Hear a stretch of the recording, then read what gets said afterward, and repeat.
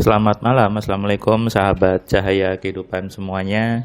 Kembali di malam ini, hari Senin tanggal 11 Juli 2022, saya membuat sebuah audio catatan harian yang berisi pengalaman, berisi inspirasi, dan tentunya berisi aktivitas yang saya kerjakan di seharian ini. Hari ini hari Senin, bagaimana kabar Anda? Biasanya ngapain?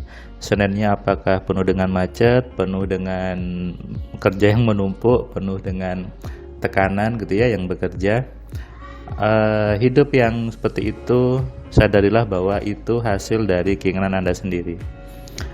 Jangan menyalahkan bosnya, jangan menyalahkan atasannya. Yang membuat Anda diberikan pekerjaan yang banyak, pekerjaan yang menumpuk, itu sebetulnya adalah request Anda sendiri.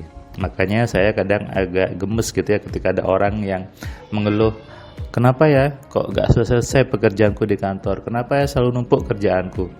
Sebetulnya itu karena keinginan Anda sendiri, karena Anda ingin terlihat bekerja kan, Anda ingin terlihat rajin di kantor gitu ya. Ya tentu otomatis Anda menarik banyak pekerjaan di situ.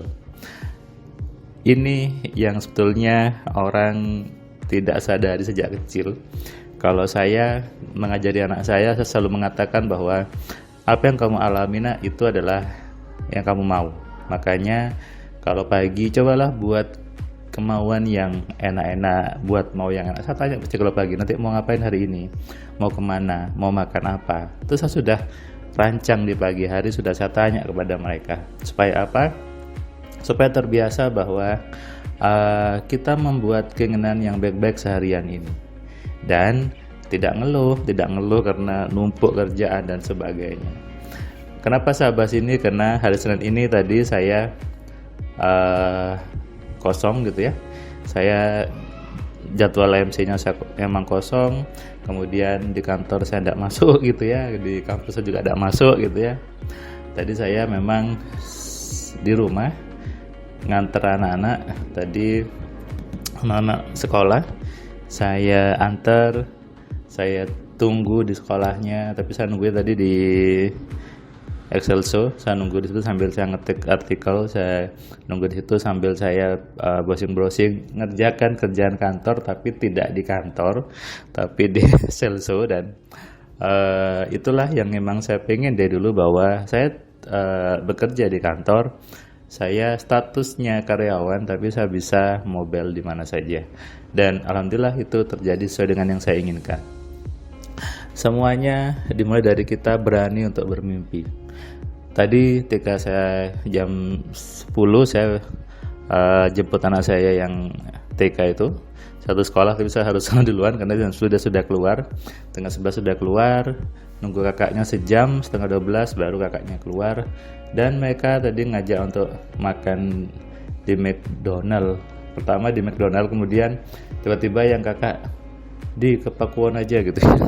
Ya udah, jadi saya tadi geser ke Pakuan, kemudian dia makan di situ.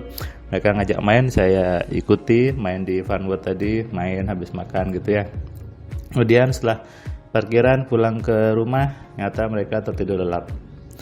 Ketika saya melihat kedua putri saya tertidur gitu ya, rasanya terharu. Saya tadi sempat mau nangis ketika melihat mereka. Wajah polos mereka, yang satu duduk di depan sebelah saya, yang satu di belakang tertidur selonjoran, yang satu kursinya dimiringkan tidur. Wajah yang wajah yang penuh dengan cinta, wajah yang penuh dengan kepolosan, yang harusnya kita sebagai orang tua menjaga itu untuk tetap indah, untuk tetap bahagia.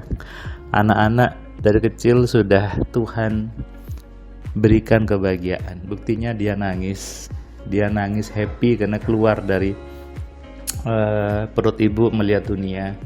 Dia selalu ceria ketika sudah mulai tumbuh. Dia selalu pengen apa yang dia mau. Itulah sifatnya manusia yang sudah Tuhan berikan. Selalu happy, selalu bahagia. Menjadi sedih, menjadi murung karena doktrin-doktrin, sugesti-sugesti yang masuk ke dalam pikirannya. Dan tentu yang pertama kali mempengaruhi anak-anak adalah orang tuanya. Ini penting sekali bagi orang tua untuk menyadari bahwa apa yang Anda sampaikan itu menjadi doktrin, menjadi pondasi di hidup anak-anak Anda. Makanya kalau anaknya orang yang kaya, biasanya lebih besar potensinya menjadi kaya. Anaknya orang miskin, biasanya lebih besar potensinya menjadi miskin. Ada bukunya Robert Kiyosaki yang membahas tentang ayah kaya dan ayah miskin. Rich Dad, Poor Dad gitu ya. Di situ terlihat sekali bahwa memang pola pikir orang tua yang miskin tidak sama dengan pola pikir orang tua yang kaya.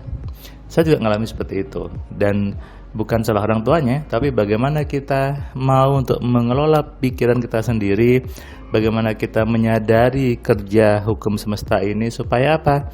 Supaya kita mampu menjadi pribadi yang tentunya yang kaya, yang enak, dan selalu bahagia. Dan itu diturunkan kepada anak-anak kita. Warisan sesungguhnya buat anak bukanlah harta, bukanlah perusahaan atau apapun, tapi adalah ilmu yang benar, ilmu yang mengkayakan buat anak kita. Kalau Anda mewariskan harta tapi tidak memberikan ilmu yang mengkayakan, hartanya cepat habis. Tapi kalau Anda mewariskan harta plus ilmu yang mengkayakan, nah, anak Anda jauh lebih kaya daripada Anda. Ini omongan saya dan sudah terbukti. Saya ulangi ya, kalau Anda hanya mewariskan rumah, mewariskan tanah, tanpa mewariskan ilmu bagaimana mengelola mindset untuk mengkayakan, hartanya cepat habis. Saya pernah punya teman yang dapat warisan. Kalau di total 150 juta, 3 bulan habis tanpa bekas. Anda bisa bayangkan, 3 bulan habis tanpa bekas dan dia tidak berubah apapun hidupnya. Padahal sama ini dia bilang pengen modal, pengen apa, tapi begitu dapat modal warisan, habis. Kenapa? Karena dia tidak tahu bagaimana mengelola pikirannya, bagaimana menjadi pribadi yang kaya.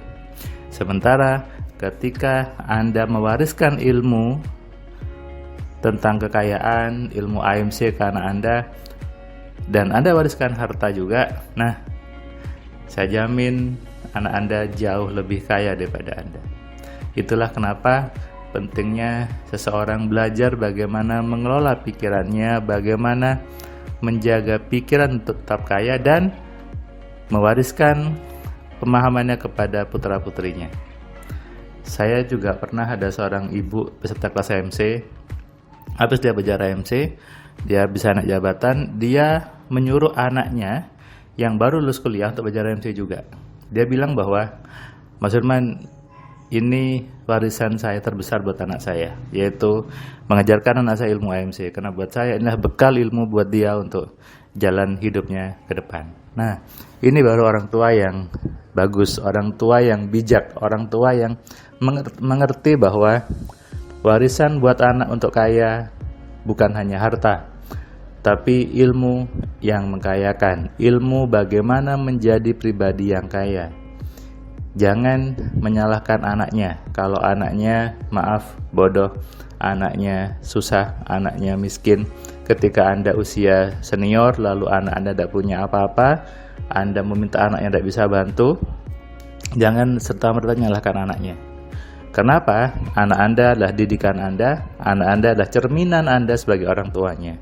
Makanya bagi Anda sebagai orang tua, maka sangat penting sekali untuk Anda belajar bagaimana mengelola pikirannya, bagaimana mengatur diri supaya mampu untuk menciptakan apa yang Anda inginkan. Sadari ini dan renungkan. Selamat malam, selamat istirahat, salam sehat, salam kaya, salam cerdas. Dari saya Firman Pratama. Assalamualaikum.